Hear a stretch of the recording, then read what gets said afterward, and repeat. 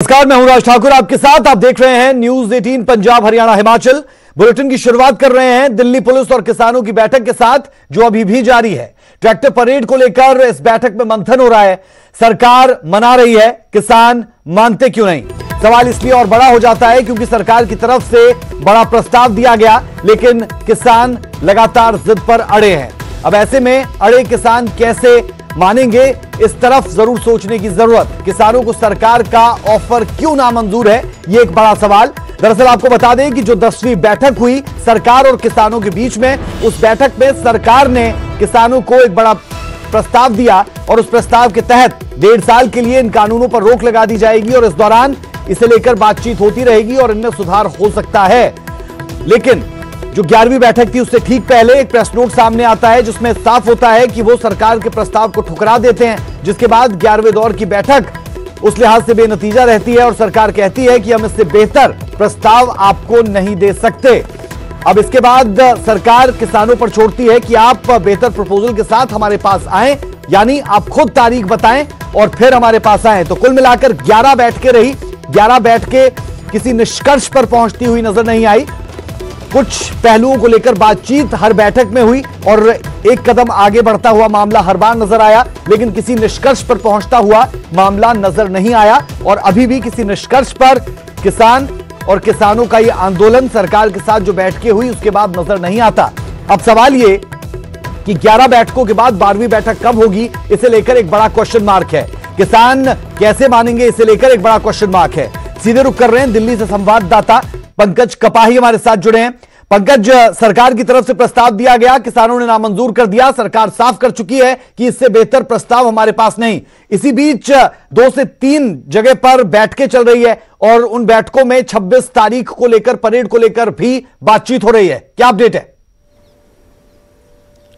देखिए, किसान नेताओं ने अब साफ कर दिया है कि सरकार से बातचीत तब होगी जब सरकार कानून रद्द करने का प्रस्ताव जो है वो लेकर आएगी। और किसानों ने वहीं दूसरी तरफ केंद्र सरकार ने भी अपना रुख साफ कर दिया है। हर बार मीटिंग में तारीख जो है वो दी जाती है, लेकिन इस बार सरकार की तरफ से कोई तारीख नहीं दी गई। सरकार ने ये कहा है कि वो अपना बेस्ट दे चुके हैं, जो अब तक का बेस्ट यही है। अब तक सरकार संशोधन को लेकर बात कह रही थी, लेकिन अब 1.5 से 2 साल तक कानून पर रोक लगाने की बात सरकार की तरफ से की गई, लेकिन इस बात को रिजेक्ट कर दिया गया। और अब एक तरफ दिल्ली पुलिस के साथ एक मैराथन बैठक चल रही है किसान नेताओं की, जिसमें डॉक्टर दर्शनपाल हैं, बलबीर सिंह राजेवाल हैं, योगेंद्र यादव हैं और गुरनाम सिंह चडूनी हैं। ये 4 नेता जो हैं वो दोपहर से लगातार इस समय दिल्ली पुलिस के साथ, उत्तर प्रदेश पुलिस के साथ और हरियाणा पुलिस के साथ मुलाकात कर रहे हैं, क्योंकि लगातार ये मांग की जा रही है कि दिल्ली के अंदर आउटर रिंग रोड पर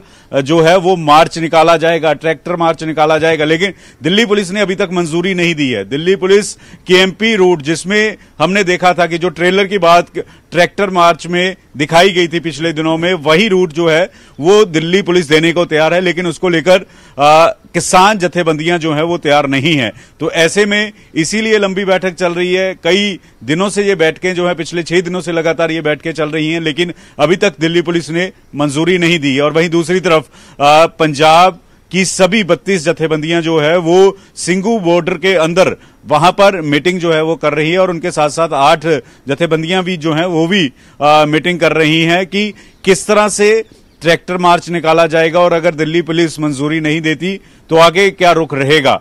और जो पिछले दिनों में कुछ जथेबंदियों की ये राय थी कि सरकार के इस प्रपोजल को मान लेना चाहिए, उसको लेकर भी बातचीत हो रही है। लेकिन ये कहा गया है कि संयुक्त किसान मोर्चे ने यह फैसला ले लिया है कि सरकार के उस प्रपोजल को ठुकराया जाएगा, तो ऐसे में दोबारा उस प्रपोजल की तरफ ध्यान नहीं देना चाहिए। हालांकि कुछ जथेबंदियां जरूर हैं जो कह रही हैं कि सरकार ने इस प्रपोजल को दिया है और उसको मानना चाहिए। और तीसरी बात, जो किसान जथेबंदियां इस बात को लेकर भी चिंतित हैं कि कल देर रात जो शख्स पकड़ा गया, जिसने देर रात कहा कि 10 लोग हैं जो हथियार लेकर आए हुए हैं, किसान नेताओं पर हमला करना चाहते हैं, पुलिस पर अटैक करेंगे, और जब हरियाणा पुलिस के पास पकड़ाया गया तो उसके बयान बदले हुए नजर आए, उनकी माता भी सामने आई और बयान जो है वो बदले बदले नजर आए। तो ऐसे में कोई ऐसी हालात ना बने, इसलिए किसान नेता भी अपील कर रहे हैं। अभी थोड़ी देर पहले बलदेव सिंह सिरसा ने एक फेसबुक पोस्ट जारी करके अपील की। इसी तरह से गुरनाम सिंह चडूनी ने भी आज अपील की कि किसी भी तरह से हालात नहीं खराब हों, शांतिपूर्ण तरीके से ही ट्रैक्टर मार्च जो है वो निकाला जाए। पंकज, लेकिन सबसे अहम सवाल अब यह हो जाता है जब तकरीबन 2 महीने से ये सिंगू बॉर्डर पर किसान आंदोलन कर रहे हैं कि अब 11 बैठकों के बाद जो डेडलॉक क्रिएट हुआ है, इस डेडलॉक को कैसे तोड़ा जाएगा, क्योंकि अगली तारीख पता नहीं है कि कब सरकार और किसान आमने सामने होंगे और बैठक की जाएगी और किसी निष्कर्ष पर पहुंचेंगे। फिर हमने देखा कि जो कृषि मंत्री है उनकी तरफ से कहा जा रहा है किसानों को गुमराह किया जा रहा है, और किसान, जैसा जिक्र आपने भी किया कि बहुत से किसान ये चाहते थे कि प्रपोजल को मान लिया जाए और कहीं ना कहीं सहमति इस पर भी नहीं बन पाई। लेकिन सबसे इंपॉर्टेंट पॉइंट यहां पर यह कि इस डेडलॉक को अब तोड़ें तो कैसे तोड़ें?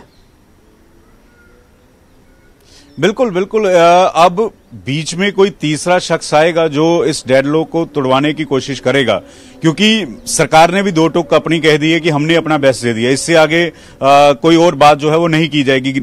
नरेंद्र सिंह तोमर कृषि मंत्री जो हैं, कल उनके तेवर काफी तल्ख रहे। उन्होंने मीटिंग में भी इस बात का जिक्र किया और मीटिंग के बाद प्रेस कॉन्फ्रेंस में भी इस बात का जिक्र किया कि कुछ ऐसी ताकतें हैं जो आंदोलन को चलने देना चाहती है और सरकार जब भी प्रयास करती है उस प्रयास को सफल नहीं होने दिया जाता। और जिक्र बीजेपी के नेता इस बात का भी कर रहे हैं कि योगेंद्र यादव जो हैं, उनका एक अलग पॉलिटिकल फ्रंट है, स्वराज नाम से उनकी पार्टी है, प्रेसिडेंट हैं उनके, और चुनाव जो है वो एमसीडी के दिल्ली में लड़ चुके हैं। वो किसान नेता नहीं है, लेकिन वो फ्रंट पर आकर किसानों को गुमराह कर रहे हैं। इसी तरह से बीजेपी के नेता हनन मौला का जिक्र करते हैं कि हनन मौला जो है वो बंगाल में जो है वो राज्यसभा के मेंबर रह चुके हैं, वो लगातार वहां पर जो है पॉलिटिकल एक्टिव रहे हैं। और इसी तरह से गुरनाम चडूनी का जिक्र होता है कि वो कांग्रेस पार्टी के साथ उनके संबंध हैं। इस तरह के बीजेपी के नेता इल्जाम लगाते हैं और ये भी कहते हैं कि उनकी पत्नी भी जो है 2017 में आम आदमी पार्टी का चुनाव लड़ चुकी है।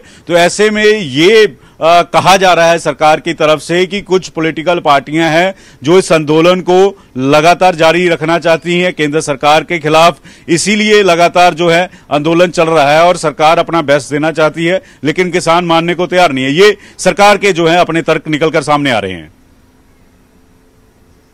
बिल्कुल, तो कुल मिलाकर जो बातें आपने कही, चाहे वो योगेंद्र यादव को लेकर हो, हनन मौला को लेकर हो, या फिर गुरनाम चडूनी को लेकर, इन्हें इग्नोर कैसे किया जाए, इन फैक्ट्स को कैसे इग्नोर किया जाए। और दूसरी तरफ जब केंद्रीय मंत्री की तरफ से कहा जाता है कि कुछ किसानों को गुमराह किया जा रहा है कुछ लोगों की तरफ से। बेहद शुक्रिया पंकज इस तमाम जानकारी के लिए। अपडेट्स के लिए हम आपके पास लौटते रहेंगे, क्योंकि किसान आंदोलन चल रहा है और 2 महीने इस आंदोलन को चलते हुए हो चुके हैं। लेकिन इंतजार जिस चीज का है वो है कि किसी निष्कर्ष पर यह पूरा आंदोलन पहुंचे, जो पहुंचता हुआ नजर नहीं आता है। और वो पहुंचेगा तब जो सरकार की तरफ से प्रस्ताव दिया गया है, उस प्रस्ताव पर एक बार फिर से चर्चा हो, एक बार फिर से किसान साथ बैठें और उस पर जो वोटिंग शायद पहले इस प्रस्ताव के पक्ष में नहीं हुई, इस प्रस्ताव के पक्ष में वो वोटिंग हो और उसके बाद निष्कर्ष पर पहुंचता हुआ ये पूरा का पूरा जो मामला है वो नजर आए।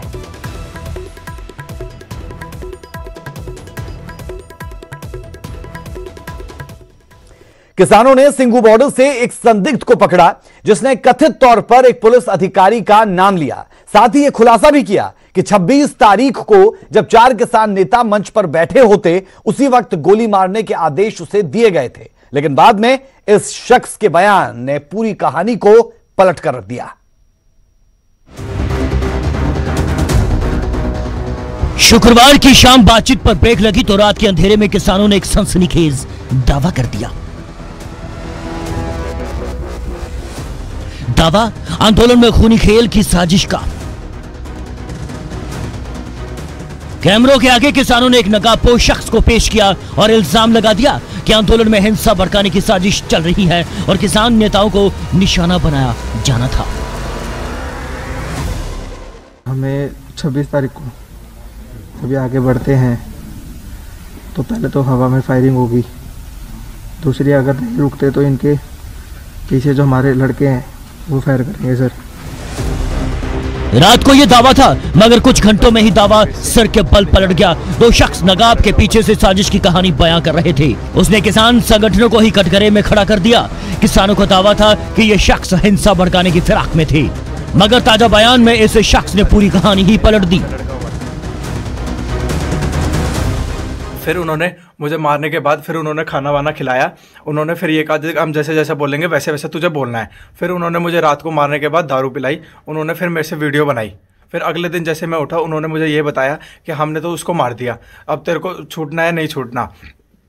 फिर उन्होंने मुझे ये कहा कि जैसा हम बोलेंगे वैसा करना है तुझे।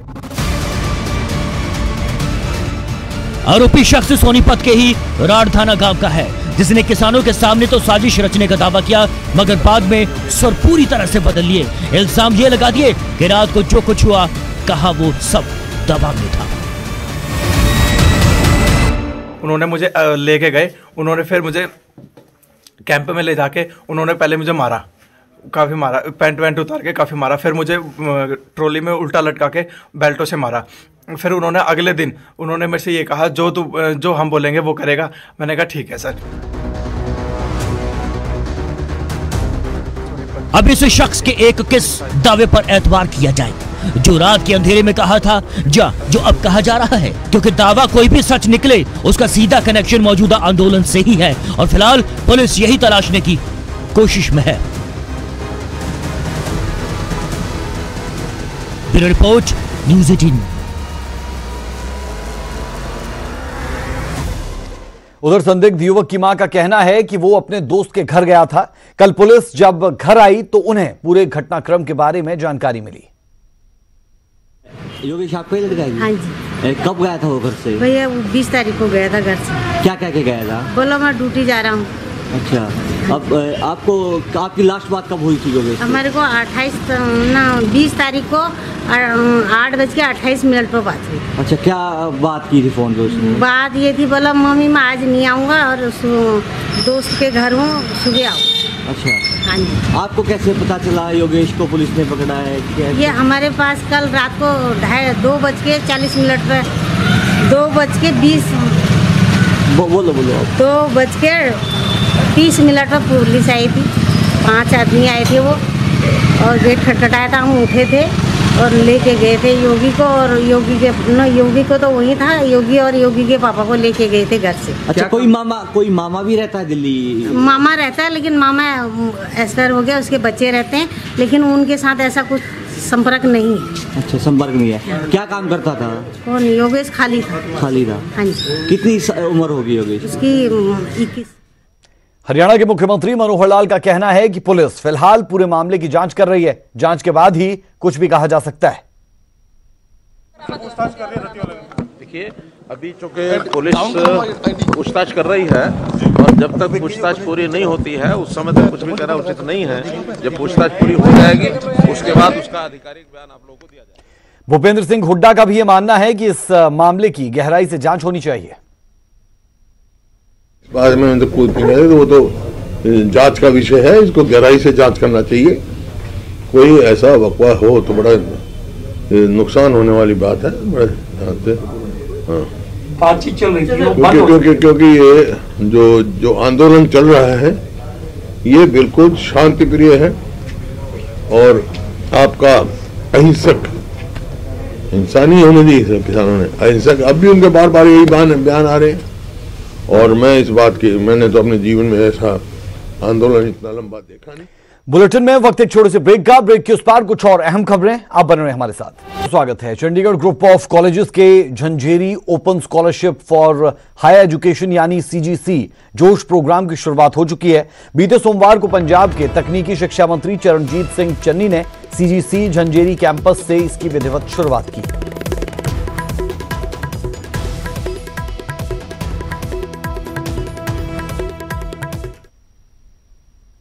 26 जनवरी को हार्पिक और न्यूज 18 के फ्लैगशिप कैंपेन मिशन पानी के खास इवेंट वाटरथॉन का सबसे बड़ा समर्थन और प्रोत्साहन मिला हमारे देश के बच्चों से। आइए देखते हैं इनका राष्ट्र के लिए संदेश, जहां ये मिशन पानी को लेकर आप सबके बीच आए। स्वच्छता और पानी। We Pledge to use water mindfully, every time, every day, and encourage others to do the same. We are made of water. Water is life itself. Water is health. Water is hygiene. Water is safety. Water is future. I also pledge to support water conservation and water equality and work towards the day no one has to struggle for water. हमको बचानी है ये जिंदगानी। चलिए अब आपको सीधे लिए चलते हैं कोलकाता, जहां पर नरेंद्र मोदी क्या कुछ कह रहे हैं, सुनते हैं। आज से शुरू हो रहा है हावड़ा से चलने वाली ट्रेन, हावड़ा कालका मेल का भी नाम अब नेताजी एक्सप्रेस कर दिया गया है। देश ने यह भी तय किया है कि अब हर साल हम नेताजी की जयंती यानी 23 जनवरी को पराक्रम दिवस के रूप में मनाया करेंगे। हमारे नेताजी भारत के पराक्रम की प्रतिमूर्ति भी है और प्रेरणा भी है।